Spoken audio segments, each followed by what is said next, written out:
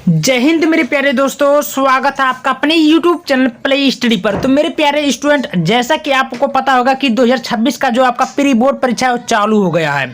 उसी के उपलक्ष्य में मैं लेकर आ चुका हूं 2025 जो आपका 26 चल रहा है, ये हिंदी का बिल्कुल वायरल पेपर का कोड है, ठीक ना। ये पेपर देख लीजिएगा, 801 BAB आपका कोड है। इस पेपर को तैयार करके जाओगे मेरे भाई, पूर्णांक 100 में 100 नंबर आपका फाइनल है, कोई रोक नहीं पाएगा, एक को नंबर नहीं कटेगा। तो मेरे भाई अभी अभी एक स्कूल में एक जिले में ये प्री बोर्ड परीक्षा 2026 का पेपर हुआ है, ठीक ना। एक लड़की का नाम, मेरे स्टूडेंट का नाम प्रियंका, यहाँ पर देख ही सकते हैं। ये आपका समय आपका 3 घंटा 15 मिनट पेपर को हल करने के लिए दिया जाएगा। मेरे भाई मैं आपको बता देना चाहता हूँ, जो आपका 18 फरवरी का हिंदी का पेपर है ना, उसमें भी ये काफ़ी ज़्यादा इंपॉर्टेंट होने वाला क्वेश्चन, सारा क्वेश्चन फंस सकता है। असली कोड है, असली पेपर है, बोर्ड द्वारा जारी पेपर है। तो इस पेपर को सीरियस वाइज पूरा तैयार कर जाना, पूरा हल करके जाना स्टूडेंट। मैं पूरे बता देता हूँ, इसका पूरा आपको A to Z पूरा हल बताऊंगा, क्वेश्चन को एक एक क्वेश्चन को बारीकी से सॉल्यूशन कराऊंगा। और आप लोग इस वीडियो को पूरा देखना। वीडियो पसंद आती है वीडियो को लाइक करना, चैनल पे नए चैनल को सब्सक्राइब कर लीजिएगा। और आपको सभी विषय का ऐसे चाहिए तो कमेंट बॉक्स में जरूर करिएगा और सब्सक्राइब जरूर करिएगा चैनल को, ठीक ना। चलिए एक एक क्वेश्चन को बारीकी से समझते हैं और पेपर को हल करते हैं। पूर्णांक आपका 70 नंबर का पूर्णांक देता है। समय आपको 3 घंटा 15 पेपर को हल करने के लिए दिया ही जाएगा। उसके बाद में प्रारंभ के 15 मिनट पेपर को निर्धारित है पढ़ने के लिए। आपको पता ही होगा, सभी प्रश्न आपको करना अनिवार्य, ये सब आपको कुछ करना नहीं है। सीधे अपने टॉपिक पे आ जाते हो। मेरा टॉपिक बोलता है, यहाँ पर आप लोग ध्यान से देख ही सकते हैं, खंडा बहुविकल्पीय प्रश्न है स्टूडेंट। बोल रहा है कि सेवा सदन उपन्यास के लेखक क्या है। तो सेवा सदन उपन्यास के लेखक कौन है, तो आपको पता होगा मुंशी प्रेमचंद्र है। ऐसे 4 ऑप्शन देगा, चारों में से एक आपका राइट उत्तर होगा, टिक मारना है केवल। पूरे के पूरे नंबर छाप सकते हो अगर आप लोग सीरियस वाइज पढ़ के जाओगे तब। फिर दूसरा नंबर क्वेश्चन आपके सामने बोल रहा है, भाई देखिए, दुलाई वाली कहानी के रचयिता कौन है। तो दुलाई वाली कहानी के रचयिता कौन है आपके सामने बोल रहा है। तो मेरे भाई कुछ करना नहीं है, फिर आपके सामने यहाँ पर देख सकते हैं। तो इसका जो राइट उत्तर होगा ये होगा बंग महिला।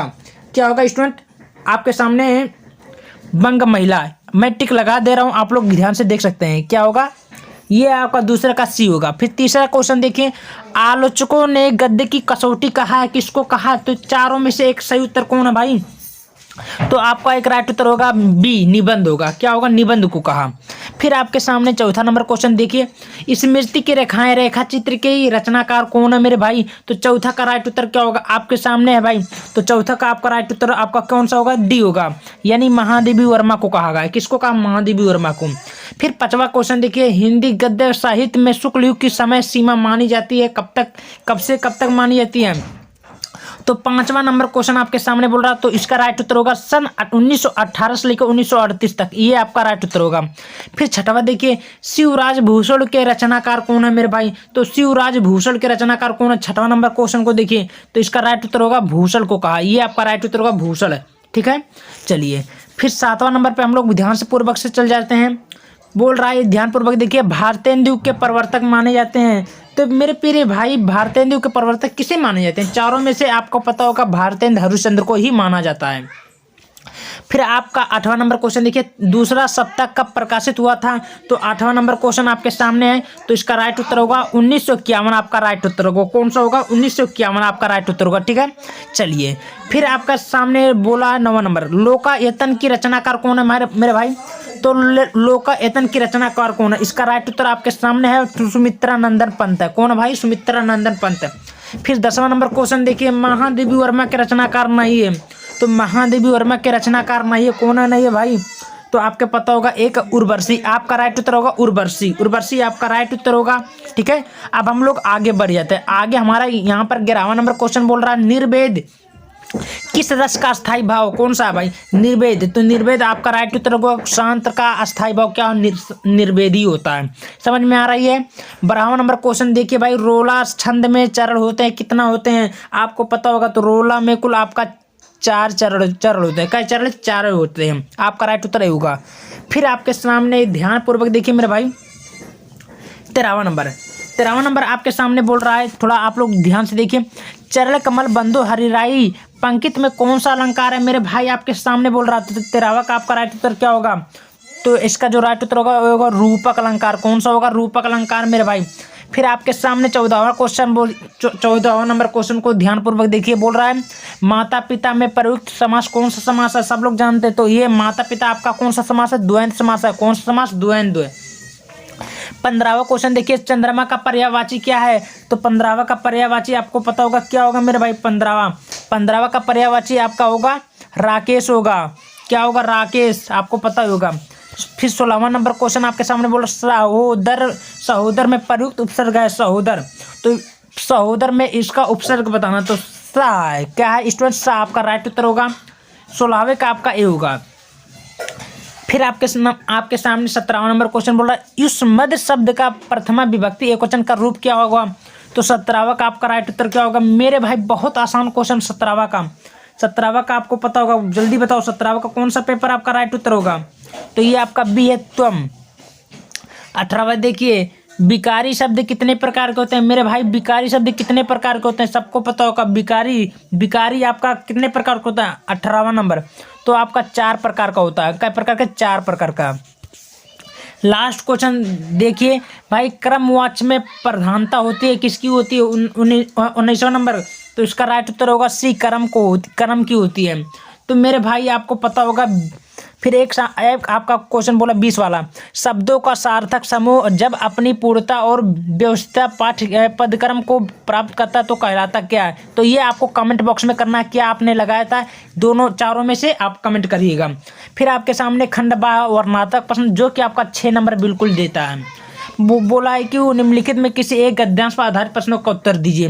भाई दूसरी बात को इस संबंध में विचारणीय है वह यह है कि संस्कृति अथवा सामूहिक चेतना का हमारे देश का प्राण है। तो मेरे भाई जितना रेखा खींचा केवल उतना आपको व्याख्या करना, फालतू नहीं करनी है।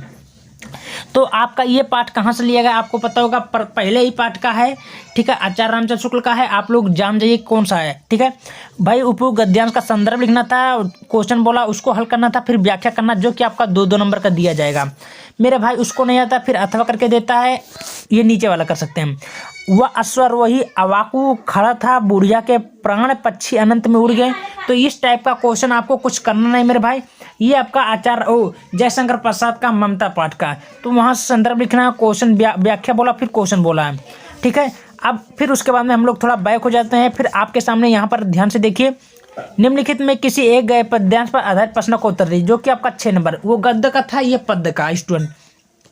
तो पुरते निकसी रघुवीर बधु धीर धरी धर मग में डग झलकी भीर भाल गनी झल। तो ये आपका आप खुद हल कर सकते हैं। ये देखिए फिर वही पूछा है, मैंने बोला हूँ ना क्वेश्चन बहुत आसान है भाई। ये क्वेश्चन बोर्ड परीक्षा में 100% आने वाला भी है।